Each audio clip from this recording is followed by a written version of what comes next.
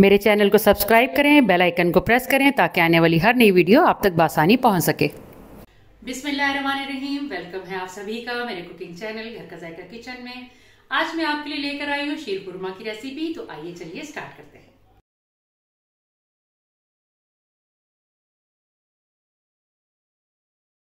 अब मैं आपको शीर खुरमा के इंग्रेडिएंट्स के बारे में बताती चलूं, जो जो मैं उसमें शामिल करूंगी। मैंने ले ली है पौनी प्याली सेवइयों की और मैंने ले लिए हैं 3 से 4 किस्म के नट्स। मैंने लिए हैं पिस्ता, काजू, बादाम और छुहारे। और कोई नट्स अगर आपके पास नहीं है तो आप स्किप भी कर सकते हैं, लेकिन छुहारे इसका मस्ट इंग्रेडिएंट है, ये लाजमी डालें। फिर मैंने ले ली है आधी प्याली चीनी की। मेरे पास मोटी चीनी है, आपके पास बारीक है तो आप थोड़ी ज्यादा भी डाल सकते हैं। फिर मैंने ले लिया है इलायची पाउडर और घी। मैंने एक देगची में 1.5 लीटर दूध ले लिया है और दूध को मैंने लो फ्लेम पर गर्म होने के लिए रख दिया है। जब तक ये गर्म हो रहा है इतनी देर में आए हम अगला प्रोसीजर स्टार्ट करते हैं। अब मैं एक कढ़ाई में 1 खाने का चम्मच घी शामिल करूंगी और इसे हल्का गर्म कर लूंगी।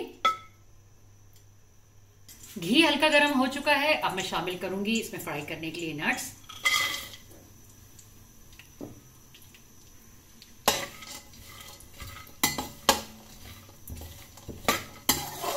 चम्मच चलाते हुए इन्हें फ्राई करें ताकि ये जल ना जाए।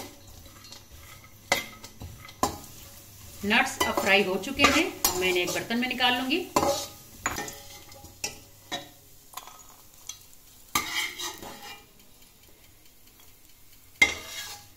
नट्स को मैंने बहुत अच्छा सा कलर देकर फ्राई कर लिया है।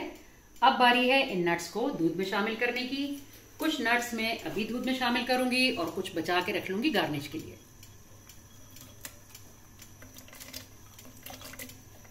नट्स शामिल कर लेने के बाद अब मैं शामिल करूंगी 1 चाय का 1/4 चम्मच इलायची पाउडर का और अच्छी तरह से मिक्स कर लूंगी। दूध क्योंकि बहुत अच्छे से गर्म हो चुका है तो इसी पॉइंट पर मैं इसमें चीनी भी शामिल कर दूंगी।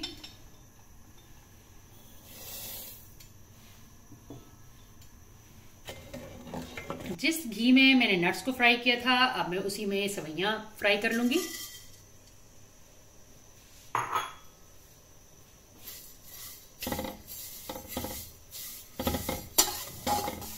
आप देख सकते हैं कि सेवइयों पे बहुत अच्छा सा गोल्डन कलर आना शुरू हो गया है। सेवइयां गोल्डन हो चुकी हैं। अब मैं इन्हें दूध में शामिल करूंगी।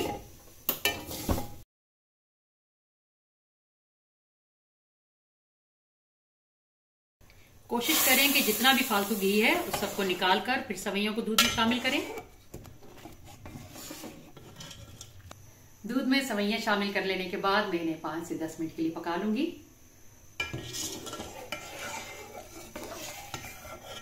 आप देख सकते हैं कितना खूबसूरत कलर है सेवइयों का और ये गल भी चुकी हैं बहुत अच्छे से, क्योंकि मैंने इन्हें फ्राई भी किया था और वैसे भी सेवइयां बहुत जल्दी और आसानी से गल जाती हैं। अब मैं आपको दिखाती चलूं कि दूध के ऊपर सेवइयां आना शुरू हो चुकी हैं। अब इस पॉइंट पर मैं फ्लेम ऑफ कर दूंगी और इसे एक बर्तन में निकाल लूंगी। क्योंकि सेवइयों में दूध को एब्जॉर्ब करने की सलाहियत होती है तो इसलिए हमें इतना दूध रखना ही है। तो लीजिए तैयार है शीर खुरमा, बल्कि मजेदार शीर खुरमा। अब बारी है इस पर गार्निश करने की।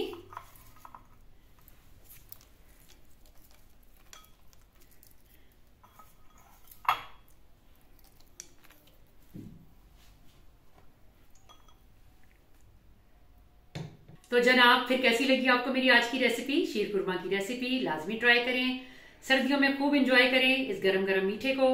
और अगर आपको मेरी रेसिपी पसंद आए तो थम्स अप दें।